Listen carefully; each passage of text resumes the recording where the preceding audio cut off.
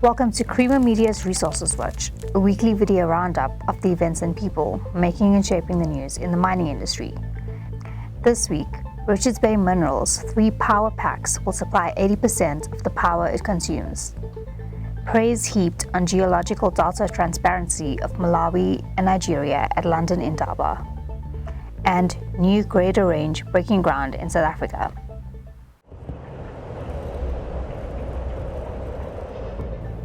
The 3 power purchase agreements that Richards Bay Minerals has signed to date will provide the lion's share of this energy-intensive Rio Tinto Group company's current energy needs. So our 3 power purchase agreements that RBM has signed to date are still in construction. The Bolobedu, the 130 megawatt solar farm with Voltalia, is expected to come online in the 4th quarter of this year, followed by a year later, the 140 megawatt wind farm with ACID. And most recently, we signed a 230 megawatt power purchase agreement with Red Rocket, and that's expected to come online in the first half of 2027. So when all these power purchase agreements are in place, we will generate roughly about 1.5 terawatt hours, which is about 80% of RBM's annual power consumption.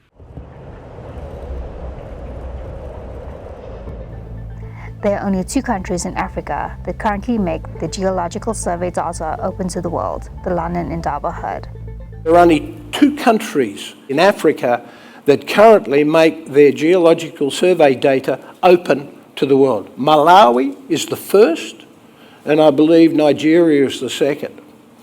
I would ask, and this is a plea, every country in Africa, if you want investment, open source your geological survey data. Allow it to be transparent and demand value for access to your resources and make it an open conversation. And it also deals with the perception of corruption at the same time. We have to be open, we have to be transparent, and we have to take these issues on in full view.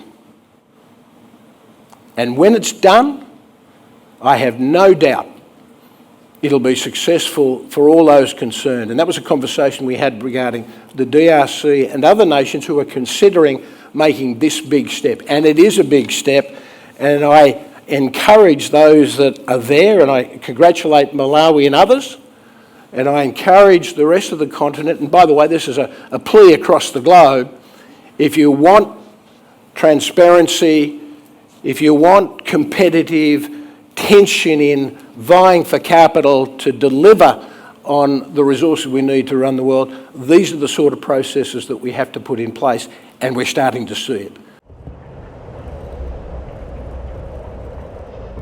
After a successful launch at BOMA 2025, held in April in Munich, Germany, South African earth-moving equipment manufacturer and supplier, Bell Equipment, introduced a new range of motor graders to the South African markets. Response to the new Bell motor grader at BOMA has been very positive.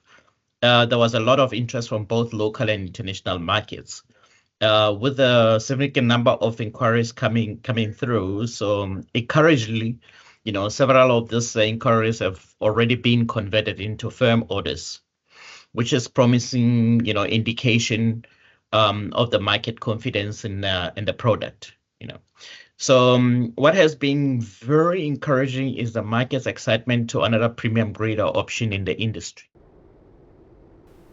For mining news as it breaks, stay logged on to miningweekly.com and register for our free daily newsletter.